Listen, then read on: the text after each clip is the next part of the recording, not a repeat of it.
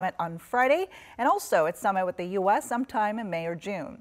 So, does this change coming from North Korea show that it's sincere about denuclearization? Or is it just a temporary halt to get what it needs from the upcoming summits? Before we try to answer these questions with an expert, let's first head over to our Devin Whiting at the News Center for the latest headlines at this hour. Devin. Hi, June. Yes, this could be a huge week here on the Korean Peninsula with the summit on Friday and possibly moving a step closer to solving the North Korea nuclear issue. Today, working-level officials from both sides met for a third round of talks to finalize the summit arrangements. The South Korean presidential office said the officials from Seoul and Pyongyang sat down together at 10 a.m. Seoul time at Tongil-gak on the North Korean side of Panmunjom, and the meeting ended at around 1:30 p.m. The two sides are reported to have discussed security, protocol, and media coverage, including the exact time and manner in which President Moon Jae-in and North Korean leader Kim Jong-un will meet, and whether they'll hold a joint press conference afterwards. There's a chance the two sides could hold another high-level meeting before the summit, which is to be confirmed after Monday's talks. President Moon has hailed North Korea's decision to freeze activity at its nuclear test site, saying Monday that it helps clear the way for the inter-Korean and U.S.-North Korea summits to be successful. Have a listen. 지난 20일 북한은 핵실험과 대륙간 탄도미사일 시험 발사 중지를 선언하고 그 실천적 조치로 풍계리 핵실험장의 폐기를 발표했습니다. 남북 정상회담과 북미 정상회담을 앞둔 북한의 성의 있는 선행 조치로 높이 평가합니다. He was speaking at a meeting of his senior secretaries, saying North Korea halting its weapons testing was welcomed by the entire world, including President Trump, who said this was very good news for North Korea and the world and big progress. President Moon added that should North Korea continue from its nuclear test freeze to ending its nuclear program completely, the North would be guaranteed a bright future, and he said he hopes that happens soon. 4 days ahead of the summit, President Moon said the world is watching and wishing for success, for a permanent peace on the Korean Peninsula, and for peaceful denuclearization. South Korea has suspended the loudspeaker broadcasts that for months were blasting propaganda across the inter-Korean border. The speakers had carried criticisms of the North Korean regime and even played South Korean music. But the decision to stop the broadcasts was made in light of this Friday's summit. Park Ji-won has more. From Monday, South Korea suspended its anti-Pyongyang, anti-Kim Jong-un regime broadcasts from its loudspeakers along the border between the two Koreas. South Korea's defense ministry said the decision to suspend propaganda broadcasts from some 40 broadcast speakers along the border was to ease tensions on the Korean peninsula and to create a peaceful atmosphere for the summit talks. We hope the suspension contributes to stopping mutual slander and propaganda between the two Koreas and to achieving a new beginning of peace.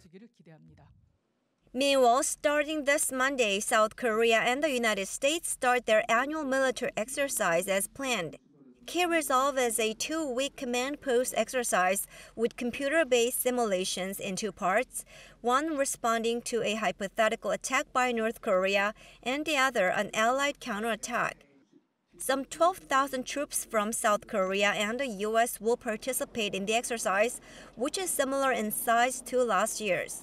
South Korea's defense ministry said it has yet to decide whether the exercise will take place on Friday, the day of the summit. The South Korean chair of the Joint Chiefs of Staff, General Chung Kyung-do, and his U.S. counterpart, General Vincent Brooks, will make a final decision on the matter early this week. The 4-week Full Eagle field training exercise is also underway, but the exercise has been low-key compared to past drills with no media exposure. Park Ji-won, Arirang News. Meanwhile, the acting U.S. Assistant Secretary of State for East Asian and Pacific Affairs, Susan Thornton, is meeting with senior officials in Seoul to discuss the North Korea nuclear issue and other developments on the peninsula. After a greeting by South Korea's Foreign Minister Kang Kyung-hwa this morning, Thornton met with Deputy Minister for Political Affairs Yoon Sung-gu. On Tuesday, she'll be meeting with Seoul's top nuclear envoy Lee Do-hun. During her 3-day stay, she's expected to discuss how South Korea and the U.S. can work together to successfully host the upcoming summits, denuclearize the North, and stabilize the Korean peninsula. In other news, 2 sisters, executives at Korean Air, have been relieved of their duties over accusations they abused their power. Both of them are daughters of the airline's chairman, one of them infamous for the nut rage incident, and the other accused more recently of throwing water at a man in a business meeting. And still more allegations are surfacing as the public backlash against the airline's corporate culture continues. Lee Seung-jae reports. Choi Young-ho, chairman and CEO of Korean Air, apologized on Sunday over the growing abuse of power allegations centered on his daughters, Choi Hyun-min and Choi Hyun-ah, adding that the 2 sisters will be stripped of all their responsibilities at the company. The chairman's youngest daughter and now former senior vice president Choi Hyun-min faces a probe over allegations she threw water in the face of an ad agency manager during a meeting last month. She's the younger sister of Choi Hyun-ah, who made headlines around the world 4 years ago over the so-called nut rage incident, which sparked a nationwide crackdown on abuse of power at local corporations. The chairman's decision to remove his own daughters comes after customs officials searched their homes amid suspicions they brought luxury goods into the country using Korean Air to avoid paying duties. According to an unnamed official, authorities have secured evidence in the form of photos that some goods were brought into the country duty-free without being reported to customs. Once a full list of goods not reported to customs is compiled, authorities will decide whether to question the family to see if they engaged in unlawful actions. Adding to the long list of allegations, the chairman has also been accused of ordering the soundproofing of his office. Industry insiders say the soundproofing allegations could be interpreted as Cho and the company avoiding taking steps to change its corporate culture, in which bullying and some degree of verbal abuse may have been tolerated. They added that the renovations could be seen as a way to prevent leaks of such acts. With the 2 daughters out, the company will appoint Seok Tae-soo, the CEO of Korean Airlines Hotel Network, as its new vice chairman.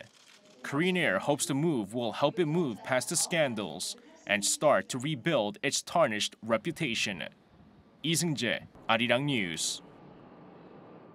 The local unit of General Motors is set to meet today to decide whether to file for bankruptcy. It's still seeking a deal with its labor union concerning workers at its plant in Kunsan that's set to be shut down. The decision should be out in the coming hours, but as our Kim Yeon Ook reports, there's still hope for a self-help plan to get the company back to profitability. April 23rd is D-Day for GM Korea, as the company will decide whether to file for court receivership depending on the negotiations with its labor union. The U.S.-based automaker delayed the initial deadline for wage negotiations from last Friday as it makes a last-ditch effort to reach an agreement with its union. While management and the union are still having difficulties in resuming their talks, the company has stated that its board of directors plan to meet at 5 p.m. on Monday to approve bankruptcy filing. The 2 parties have yet to reach an agreement on the relocation of the workers at the Kunsan plant, which is due to be closed next month. Finance Minister Kim Dong-yeon also called for swift but sincere dialogue on the self-help plan that includes shutting down the plant, a wage freeze, giving up bonuses, and the suspension of some work benefits. Meanwhile, a study shows GM Korea can begin posting profits from 2020 if all sides agree to a comprehensive restructuring plan and the automaker normalizes its operations. Kim Yeon Ook, Arirang News. Korea's economic growth recovered to the 3% range last year, but the job market is still struggling. The Bank of Korea said Monday that the country's employment-to-GDP ratio last year was 17.2. falling to a record low from 17.5 the year before. The employment-to-GDP ratio compares the number of newly added employees to every 1 billion Korean won, or $935,000 US, of GDP. It's an indicator of whether economic growth is resulting in people finding work. The ratio usually falls as technology improves, but the speed of the drop in Korea is raising concern. After hitting 43.1 in 1990, the ratio fell below 30 in 1997, and since 2009, it's been under 20. A suicide bomber has killed nearly 60 people outside a voter registration center in Kabul, Afghanistan. The Islamic State group has claimed responsibility for the attack, which targeted Shiite Muslims. Noadam reports. Officials in Kabul say the bomber blew himself up next to a queue outside the voter center on Sunday. They were lining up to register for legislative elections, which are due to take place in October. At least 57 people are said to have been killed, including children, and more than 100 others have been injured. Officials fear the death toll could rise.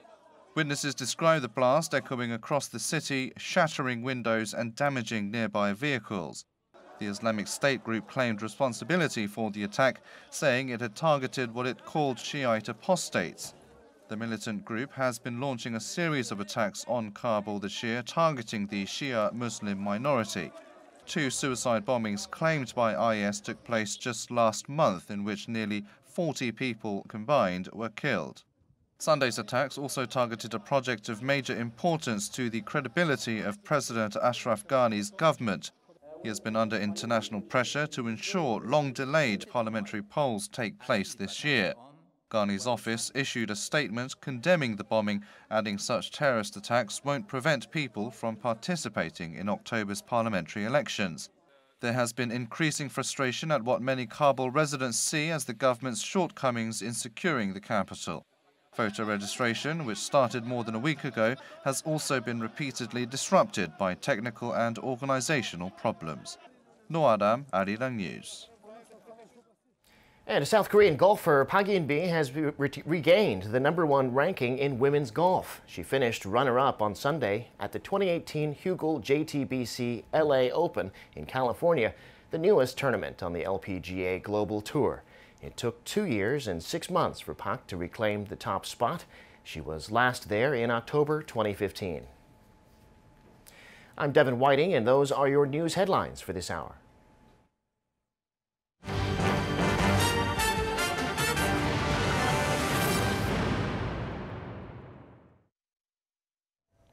So North Korea's latest announcement to end its nuclear weapons development have caught many by surprise, and local experts are saying that this is a good sign and that the regime seems sincere approaching its upcoming summit talks with South Korea and the U.S. Now, although it hasn't clearly come out and said it will denuclearize, experts say it could at least mean a nuclear freeze. Our Oh Jung-hee has more. After Friday's meeting of North Korea's main policy-making body, the regime announced that it'll not conduct additional nuclear missile tests and will shut down its Punggye-ri nuclear test site. It also said it won't use or transfer its nuclear weapons or technology to other countries unless the regime is threatened. So far, that amounts to a nuclear freeze, but not the complete abandonment of its nuclear weapons. It seems the North may have decided that the nuclear weapons it has now are something being negotiated on later. Nonetheless, the North's announcement is seen as an important first step towards denuclearization in that it's a departure from its past behavior.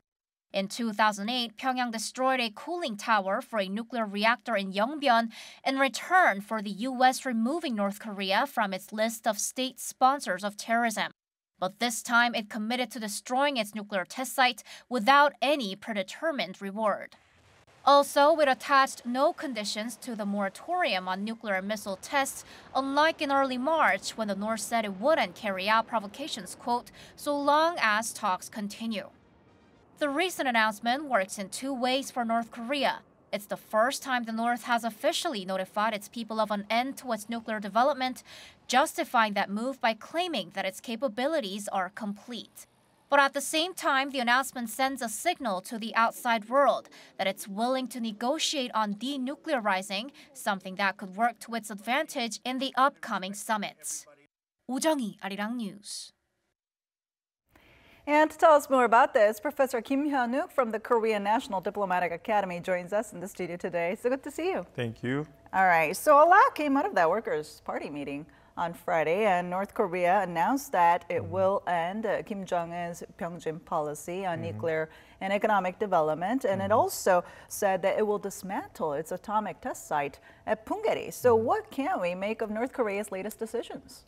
Well, I think it's good news at least that the Pyongyang policy is remedied. At least the Kim Jong-un's focus is now economic development rather than continuous development of nuclear capabilities. So that's good news. But I don't think any good news that we expect by surprise hasn't come out yet. It's called denuclearization of North Korea. They talked about the destruction of Punggye site, also a stop of any further tests of nuclear weapons and ICBMs. But maybe this would be good precursor for summit meetings between North and South, and also the U.S. and North summit meeting. But I don't know. Maybe if there have been any secret agreement between North Korea and the United States when the Pompeo visited Pyongyang about denuclearization, this is a very good sign, good signal. But if there hasn't been any deals or secret agreements between two countries, I think we have to see how the North Korea proceeds about its promise of denuclearization. When he meets President Trump and talk about the regime guarantee of North Korea. So kind of going along with that, I mean, it seems that we can't really let our guards down yet because North Korea didn't give any indication as to giving up its already developed nuclear weapons. Yes, this has been the same problem when we have talked about the denuclearization in the six-party process. I think it was 2007 or 8, sometime like that, when this other 5 parties and North Korea was talking about the second phase of denuclearization, talked about the monitoring and verification of the nuclear production facilities inside North Korea and also nuclear materials. But at that time, North Korea also said that only the future nuclear capabilities are the targets of verification, not already existing nuclear capabilities of North Korea. So I think this time North Korea is trying to keep the nuclear capabilities and ICB capabilities that North Korea already have developed. So that itself should be the targets of denuclearization, but haven't talked anything about those weapon capabilities. So that's something that is uncertain yet about the denuclearization issues. And like you mentioned earlier, it seems that Kim Jong-un is quite determined to boost the North Korean economy. So what do you think Kim has in mind in regards to its regime's economy? I think he's reading the future of North Korea. I mean, it's very clear that it's not North Korea that can keep his regime alive. It's more about what North Korean people think about the regime itself. Right. If North Korean people think, oh, economy is terrible, what are we doing? We need something. I mean, there are still already some North Korean economic system inside is operated by market system, informal market system. The people are grumbling about the bad economic situations if that system is not operated okay. And also, if people think that, okay, our economy is bad and also Kim Jong-un regime is dictatorship, that's something we cannot bear anymore, that will be the serious inherent threat to regime in the future, not nuclear weapons. So I think this time he made the right choice, but we'll see how it goes. It might not be an easy case for him to keep his regime alive in the future with his dictatorship alive. I mean, he's trying to mimic the system of China, but Chinese system and North Korean system is different. And it's different. The same socialist system, but it's not dictatorship at all. I mean, now it's a little bit different. Xi Jinping is kind of gearing towards a dictatorship, but I mean, that's the right decision, but we'll see how it goes in the future. I mean, it seems that Kim Jong-un really wants to get itself rid of the maximum pressure that it's under with economic sanctions and all. But now, how would such changes, though, coming from North Korea recently, affect the upcoming summit on Friday between the two Koreas, and as well as the summit with President Trump sometime in May or June? Well, at least the atmosphere is okay, at least for the North-South summit meetings. Of course, in response to these messages in North Korea, we also have made some measures to rescind the propaganda by loudspeakers towards North Korea. So I think the atmosphere is really good. I mean, maybe we can come and the two leaders come together, and maybe the outcome would be really good. I'm not sure about the North Korea-U.S. summit meetings. I mean, the clear, objective of the United States is denuclearization and removing the ICBMs of North Korea. Of course, some of the conditions North Korea requests, they require the 5 conditions already.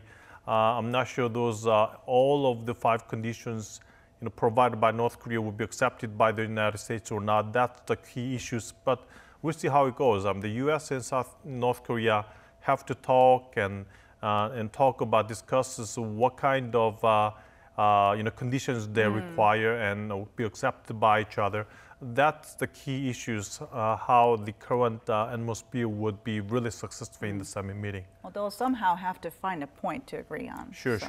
And now during this meeting, what's interesting is that Kim Jong-un reaffirmed that he will seek active dialogue and close contact with neighboring countries, which is something that we did not expect to come out of North Korea before. But now this change in behavior, I guess, from Kim Jong-un. Yes, I think in order for economic prosperity and development, they need some kinds of dialogue and communications and some kinds of exchanges with other countries. I think so this kinds of needs of communicating with neighboring countries is something essential for the economic prosperity. And the target country, I think, would be Japan. Now the North Korea is doing good change with South Korea, the U.S. and Russia and China, and even Mongolia. They're having good relationship. The only country that they haven't talked yet is Japan. Right. So I think it would be the Japan-North Korea talk that they're intending to target. So we can't rule out a possible summit between Japan and North Korea, I guess, at this point. Yeah, I think they have their own interests that they expect from each other.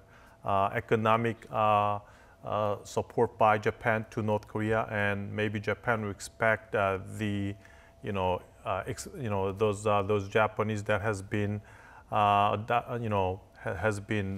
went up to North Korea and hasn't been back to Japan. So all that kind of exchanges would be the agenda in the summit meeting, I think. All right, so with that big summit coming up today, we had a big news coming out in regards to South Korea stopping its propaganda loudspeakers alongside the border with North Korea. What can we make of this movement? Was surprised because all the measures to lower the tensions in the Korean Peninsula I expected would be happen after the summit meeting, but happened already. So I think South Korea is very active in developing the inter-Korean relations, also in tension freeze and tension lowering measures. So I think this would be very good basis for the summit meeting. But I'm not sure what kinds of key agenda the South Korean government is preparing for, because there are not really many measures to boost the inter-Korean relations. Right. All the economics are related. Inter-Korean relations has been pretty much contained by the international community sanctions on North Korea. So maybe some other issues like how North and South Korea would agree upon the common fishing area in the West Sea. Also, this separated families reunion issues. I think all those kinds of agenda, I think, will be talked in the summit meeting. All right. Now, we're also expecting to see President Moon and Kim Jong-un to directly talk to one another over the hotline that was established last Friday. What can we expect from that? I'm not sure if they can talk before the summit meeting. Maybe or maybe not. I mean, that was their goal, though, right? Yeah, that was the original plan was to have a phone call before the summit starts. Maybe they will talk. I'm not sure what they're going to talk, but the talk itself is important because that by having a first talk and be institutionalized in the future periodically, they can have phone calls very important because leaders talk and solve all the issues that is very tricky and no good. I mean, whenever there are some issues that heighten the tensions in the Korean Peninsula, North and South Koreas always have problems how to deal with it. Right. What is the first step they have to talk to? For example, the military people at the front, they have no idea how to deal with those issues.